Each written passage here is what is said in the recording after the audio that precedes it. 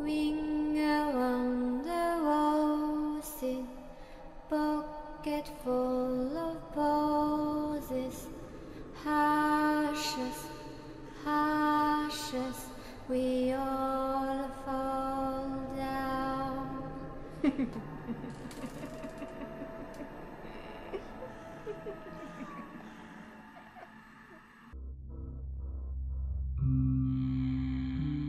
Vous vous êtes déjà dit, vous aussi, non, c'est bon, c'est pas grave, ça peut attendre un petit peu, c'est pas méchant, au pire on verra ça demain ou la semaine prochaine. Eh bien vous savez quoi?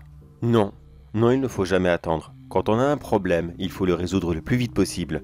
Car voyez-vous, celui-ci a tendance à grandir, grandir, grandir, jusqu'à ce qu'il arrive à un point où... Eh bien non, ça y est, c'est trop tard. Et maintenant, vous êtes dans une merde. Une immense, une colossale merde. Et comment faire pour vous en sortir? Eh ben vous pouvez pas. Tout simplement. Moi, cette immense merde, elle est arrivée sur mon lieu de travail. Je travaille dans une station d'épuration. Et non, ça n'a rien à voir avec la merde qui est déjà présente sur place. Celle-ci, elle est... gérable. Ça pue, certes, mais c'est gérable. Mais pour être un peu plus précis, je travaille dans une station d'épuration qui elle-même est reliée dans un égout. C'est-à-dire, elle n'est pas à la surface, on ne peut pas la voir. Elle est littéralement dans l'égout. Je préfère ne pas vous dire où ce que ça se trouve, même si j'imagine que vous avez déjà votre petite idée. La grande majorité des stations d'épuration en France se situent majoritairement en extérieur. Donc si vous vous y connaissez un petit peu, vous devez savoir où je me trouve. Avant de vous raconter mon histoire, laissez-moi vous placer un peu plus de contexte, ça vous aidera énormément. Dans ces égouts, il n'y a pas grand monde. Il y a les employés fixes, comme moi, ceux qui sont en CDI. Mais comme je vous l'ai dit, je suis plus rattaché à la station d'épuration plutôt qu'aux égouts. Donc en gros, s'il y a un gros problème à l'intérieur, du style un entretien, un nettoyage, ce n'est pas moi que ça regarde. En tout, nous sommes une équipe de 4. Et il y a aussi les agents d'entretien qui passent de temps en temps. Après, il y a de temps en temps aussi quelques personnes qui se promènent, soit de façon légale, ou pas vraiment, mais il y a des urbexeurs, il y a des gens qui veulent se donner un petit peu de sensations fortes, il y a des youtubeurs, des tiktokers qui se promènent, mais sur la taille totale des égouts et la toute petite zone que je couvre, ça ne fait pas grand monde qui passe dans le coin. Surtout qu'ils ne sont pas bêtes, ils viennent là uniquement pour avoir des sensations fortes. Vous imaginez bien que croiser quelqu'un qui pourrait les foutre dehors, c'est pas vraiment top comme sensation. Donc voilà, maintenant vous comprenez qu'il y a très peu de monde ici, vraiment très peu, donc ce que j'ai vu, mes problèmes, ceux qui se sont accumulés au fur et à mesure du temps, eh bien, j'étais pratiquement le seul à le voir, voire même le seul. Ah et oui, j'y pense, à tous les tiktokers, urbexeurs et j'en passe, même instagrammeurs, tous ceux qui vont entendre ce message. Non, il n'y a pas de zombies qui viennent des catacombes non loin de là, je crois que j'en ai trop dit là. Bon, faites pas attention à ça. Mais non, il n'y a pas de zombies. Non, il n'y a pas de monstres transgéniques. Non, il n'y a pas de matière visqueuse dégueulasse qui va me dévorer. Non, il n'y a pas de crocodile. Et je répète, il n'y a pas de crocodile ici. Voilà, excusez-moi, mais vous n'imaginez pas le nombre incroyable de fois qu'on a pu me poser ces questions. C'en est vraiment, mais vraiment pénible.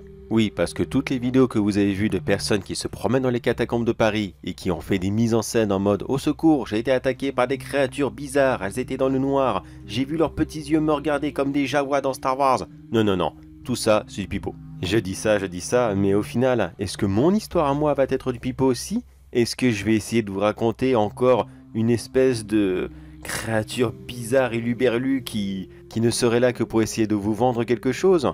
Eh bien, dit comme ça, je l'avoue, peut-être que je m'enfonce moi-même. J'ai peut-être dénoncé quelque chose qui pourrait me retomber sur le coin de la gueule.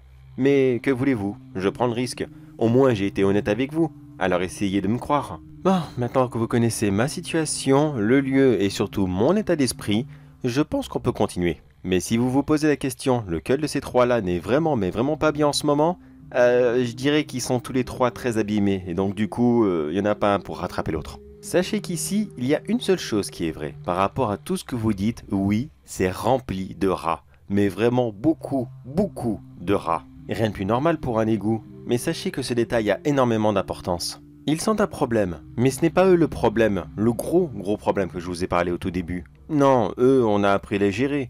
Ils sont juste plus nombreux avec le temps, plus gros parfois, certes, mais dans l'ensemble, ça va, c'est gérable. Par contre, il y avait autre chose que je n'avais absolument pas anticipé.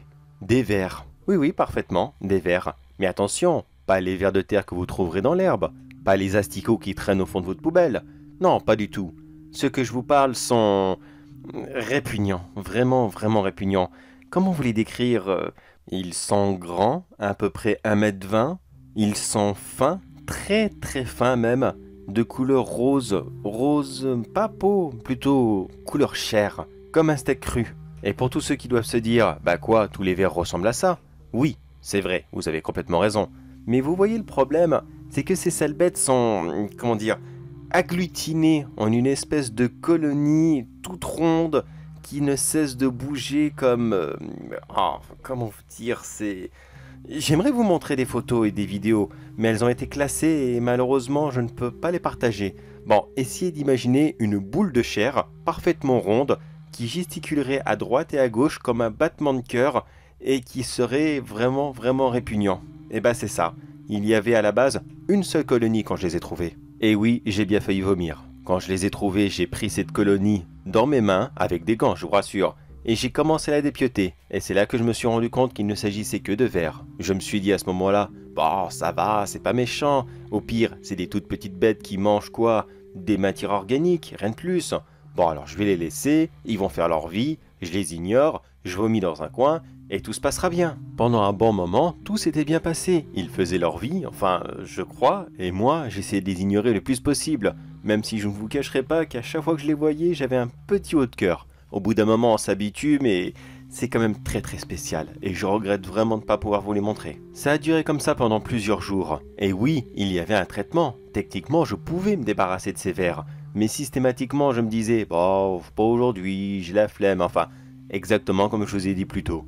Alors, je les ai laissés, je les ai ignorés, encore et encore, jusqu'à ce jour fatidique où malheureusement, eh bien, il y a une très très grosse pluie dans la ville au-dessus.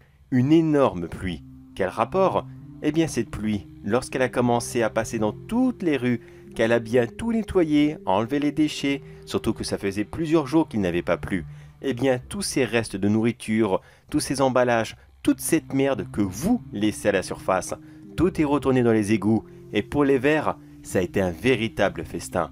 Mais attention, pas le petit festin du genre « on va fêter votre promotion ». Non, non, le gros festin de Noël chez mamie. Les vers n'ont cessé de manger, ils se sont multipliés. Ça a passé de une colonie à 2, 3, 4, et ainsi de suite, jusqu'à ce que maintenant, eh bien, il y en ait plus de 200. Et oui, là encore, j'aurais dû utiliser le produit pour les tuer, c'est vrai. Mais encore une fois, j'ai eu la flemme. Et pourquoi? Eh bien simplement parce que ces vers ne m'avaient rien fait. Et puis je vous rassure, techniquement à ce moment-là, ils ne pouvaient pas rentrer dans la partie d'eau filtrée de la station. C'était impossible. Bon, je ne vais pas prendre 3 heures à vous expliquer comment ça fonctionne, mais je vous rassure, à ce moment-là, c'était impossible. Mais j'avais oublié un minuscule petit détail. J'étais tellement focalisé sur ces vers que j'avais oublié les habitants principaux des égouts, les rats. Ces sales bêtes ont fait comme d'habitude. Elles ont parcouru les égouts, ont tenté d'esquiver les vers car oui, elles les connaissaient bien mais ne voulaient pas les approcher. Mais malheureusement, les rats aussi se sont multipliés. Car voyez-vous, il y avait de la nourriture pour tout le monde. Les vers, les rats, toutes les bactéries, enfin bref, les égouts ont été très sales et vraiment catastrophiques à ce moment-là. Quand cette surpopulation de rats qui à la base est très prudente, très discrète et surtout qui fait tout pour esquiver le danger, eh bien ils ont manqué de nourriture au bout d'un moment. Car quand il y a trop de monde, eh ben c'est inévitable. Alors ils se sont dit, tiens, et si on allait dévorer des vers? Du moins, j'imagine qu'ils ont dû se le dire, car plusieurs d'entre eux ont essayé de sauter sur les colonies, et vous savez quoi? Eh bien non, ils n'ont pas dévoré les vers. Ça a été l'inverse. Les vers ont littéralement dévoré les rats, mais pas vraiment... Bon, je vais vous décrire la scène exactement, comme ça vous allez pouvoir l'imaginer. Ça a commencé simplement. Les rats ont d'abord été prudents, ils ont vu les colonies de vers, se sont approchés tout doucement. Je pense qu'à ce moment-là, ils hésitaient encore un petit peu, mais la faim est plus forte que tout. L'un d'entre eux a commencé à sauter dedans, et il a pu en dévorer un ou deux. Les autres, voyant qu'il n'y avait aucun danger, ils ont suivi le pas, et quand une centaine de rats étaient déjà au milieu des vers, c'est là qu'ils ont passé à l'attaque. Avaient-ils délibérément attendu que les rats soient vulnérables avant de les attaquer? Ou alors est-ce qu'il leur a fallu un moment pour qu'ils comprennent qu'ils devaient réagir pour survivre? Ça, je n'en ai aucune idée. Pour les amis des rongeurs qui nous écoutent, j'aimerais vous rassurer, j'aimerais vous dire que les rats n'ont pas souffert, que ça a été très rapide, mais ça serait vous mentir. Les vers se sont agglutinés sur eux, et ils ont commencé les uns après les autres à rentrer dans leurs orifices.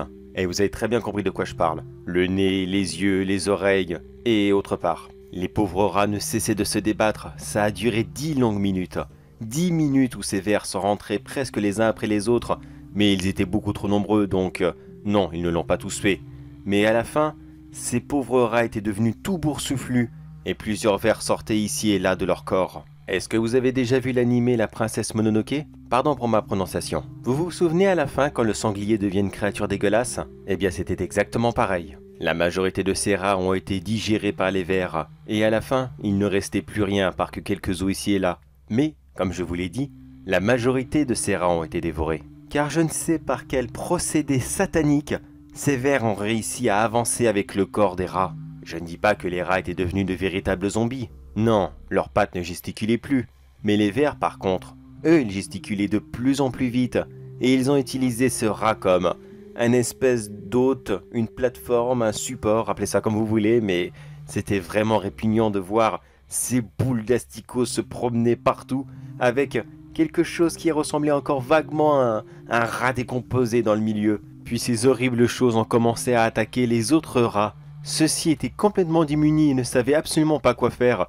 Ils étaient rongés entre le fait que oui, c'était dangereux, leur instinct de survie leur criait de partir, mais en même temps ils avaient faim, très faim, et pour eux, les vers, c'était juste de la bouffe qui marche, certes, mais de la bouffe. Alors plusieurs d'entre eux se sont encore fait avoir inlassablement, et des centaines de rats ont péri comme cela, dévorés les uns après les autres, ou alors servis comme moyen de transport. Et là aussi, je l'avoue, peut-être que j'aurais pu encore faire quelque chose, peut-être, je dis bien.